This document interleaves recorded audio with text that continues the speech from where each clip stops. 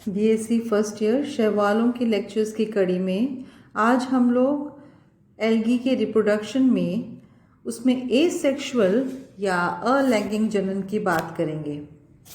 शैवालों में asexual reproduction या अलैंगिक जनन विविध प्रकार से होता है और इसमें दोनों प्रकार के बीजाणु गतिशील मोटाइल तथा अचल या नॉन मोटाइल दोनों प्रकार के बीजाणुओं के द्वारा एसेक्सुअल रिप्रोडक्शन पाया जाता है।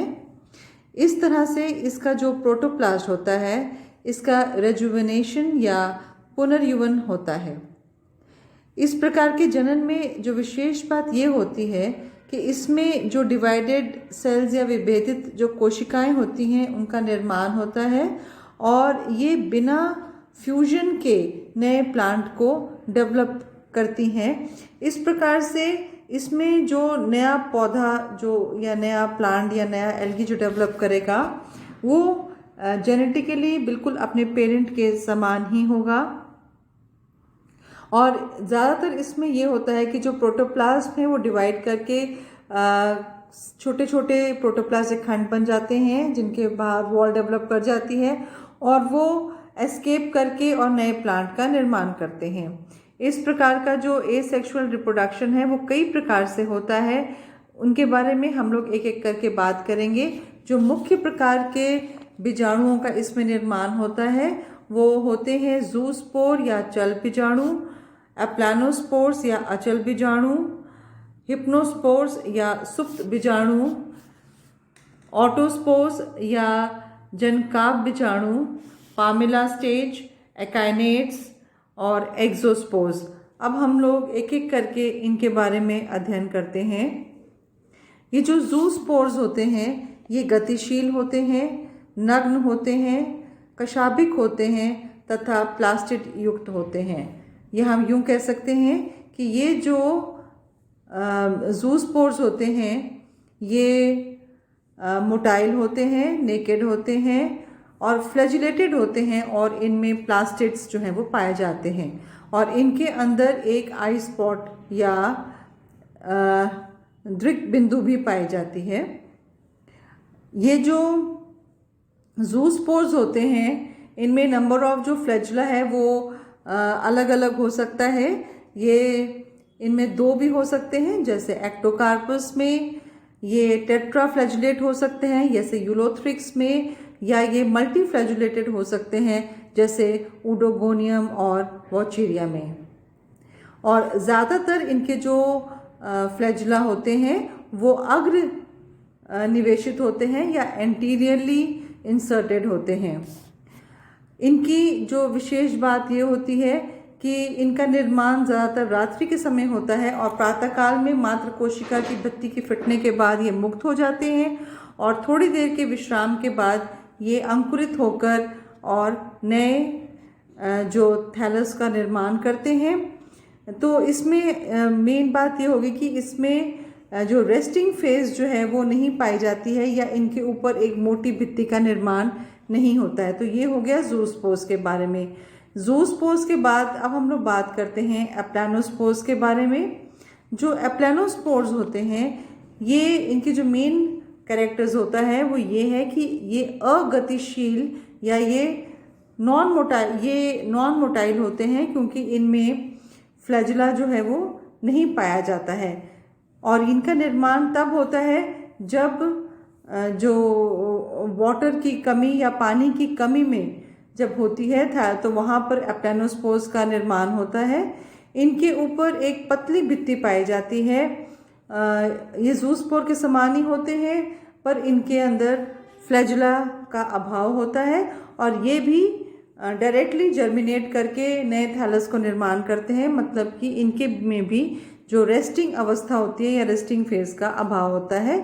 तो ये एप्लानोस्पोर्स हैं, ये जूस्पोर्स के समान ही हैं पर इनमें फ्लैजुला का अभाव है और ये भी रेस्टिंग फेज में ना जाकर इनमें भी जर्मिनेशन जो है वो जल्दी हो जाता है। इसके बाद आते हैं हिप्नोस्पोर्स।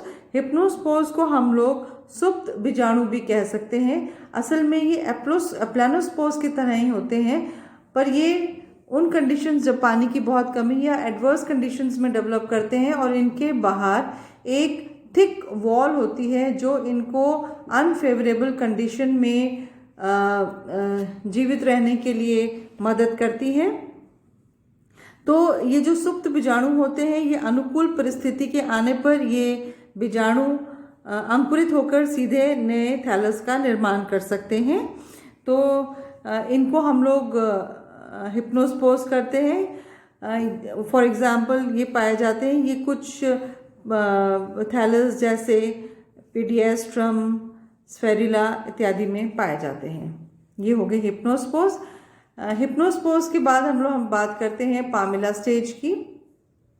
और इसमें एक चीज़ और भी आती है कि कई बारी कुछ जैसे नील हरित शैवाल होते हैं, इनमें जो कायिक कोशिकाएं होती हैं, जो वेजिटेटिव सेल्स होती हैं, उनमें वो भोजन को संचित कर लेते हैं तथा पूरी की पूरी कोशिका के बाहर एक मोटी भित्ति के निर्माण हो जाता है।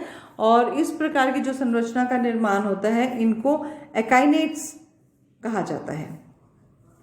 अब हम लोग बात करते हैं एक और प्रकार की जो एसेक्सुअल रिप्रोडक्शन है, जिसको हम लोग पामिला स्टेज कहते हैं।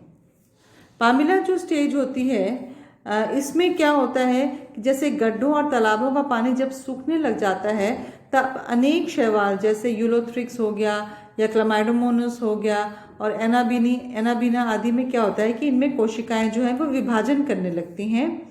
और जो डॉटर सेल्स या संतति कोशिकाएं होती हैं, पर इसमें वो अलग अलग ना होकर उनके बाहर एक म्यूसिलेजिनस पदार्थ बन जाता है या श्लेष्मी पदार्थ बन जाता है, और सभी डॉटर सेल्स उसी के अंदर धसी हुई रहती हैं और एक कॉलोनी नुमा संरचना का निर्माण कर देती हैं।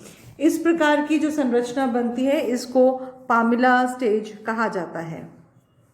जब फेवरेबल कंडीशन वापस आ जाती हैं या अनुकूल परिस्थिति के आने पर ये जो है जूस्पोर या एप्लानोस्पोर्स की तरह बाहर निकल आते हैं और जर्मिनेट या अंकुरित करके नए थैलस का निर्माण करते हैं।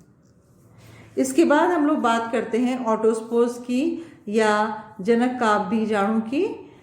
ये कुछ क्लोरोकोकेल्स के मेंबर्स में, जैसे सेनेडेस्मस है, उसमें पाया जाता है, क्लोरेला में पाया जाता है। इसमें क्या होता है कि जो सुप्त बीजाणु होते हैं, ये मतलब देखने में ये एप्लानोस्पोर्स या अचल बीजाणु के समान ही होते हैं, पर इनका जो आकार में ये काफ़ी छोटे होते हैं और ये जो देखने में बिल्कुल अपनी मात्र कोशिका के समान ही लगते हैं।